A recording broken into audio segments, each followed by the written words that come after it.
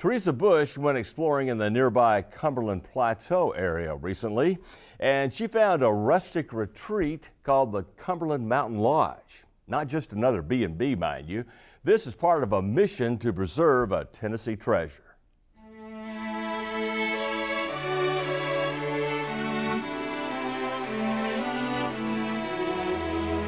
Cumberland Mountain Lodge is a executive retreat, meeting center, and overnight lodge in a very private and I think very beautiful rural setting. There's no houses in view.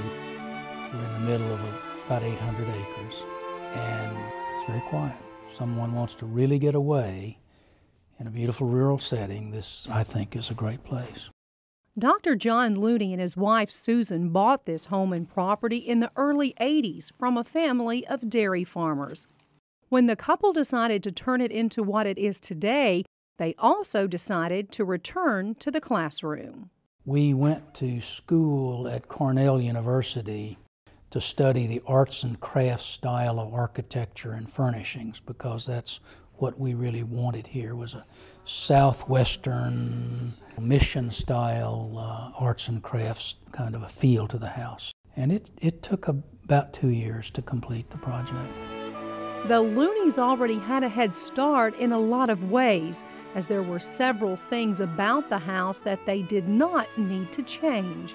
Like the big windows in each room, they provide big views of the mountains and the rock accenting the home's exterior, plus the 7 varieties of wood it took to make the floors, ceilings, and walls.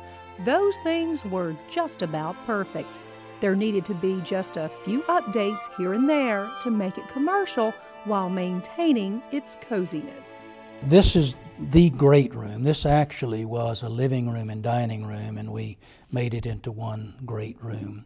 Multi-purpose. We can have business meetings in this room, or it can be just used for relaxation. Downstairs is a family room. There's a flat screen TV which works for PowerPoint presentations, or it's great for just stretching out and watching Tennessee football. Then we have 4 bedrooms. As the house was initially constructed, we actually used the master bedroom and 1 other as bedrooms only. 2 others we use as multi-purpose rooms that can be made into bedrooms, but one is kind of a sportsman's room with fishing and hunting kind of things, and another is a business center. And of course, there has to be food. Doug Scarlett is the caterer for the lodge, and he gets a lot of help from his wife, Sarah. Together, they will prepare whatever you like. Doug spent many years as a cook in the military. He was assigned to Air Force One under Presidents Kennedy and Johnson. What did you learn during that experience? No matter how big people are, how political they are, they're no different than anybody else. I mean, it's just they have a little more clout than you and I, but they eat the same way we do. They just eat more particular food. It's fun. What we do is just try to figure out what you're going to want from day to day. And some people would rather do their own food, but if they want to be catered to, we can give them, like I say, hot dogs, hamburgers, or we can give them cordon bleu, whatever they want. We'll do it. Once your belly is full, you may want to burn off a few calories. Guests are encouraged to wander the property on the many trails and paths. Teresa, this is the beginning of Lick Creek, which goes off the mountain in this direction, ultimately goes into the Tennessee River. John is a child psychiatrist at Duke University, and he helps the underserved in Cumberland County.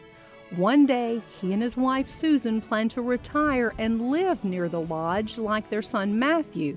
He takes care of the daily operations. In late 2007, the Looneys got approval from the federal government to designate all but 17 of the 800 acres as a conservation area. And this means the land will never be anything but a place to enjoy everything that nature has to offer. On the top of the ridge is something my son helped develop, and that's the Wilson State Park and Cumberland Trail. So there's a trail now all along that ridge all the way to Kentucky, so my. Cumberland Trail. And so the state owns the top of that, so there'll never be any development on the top of that.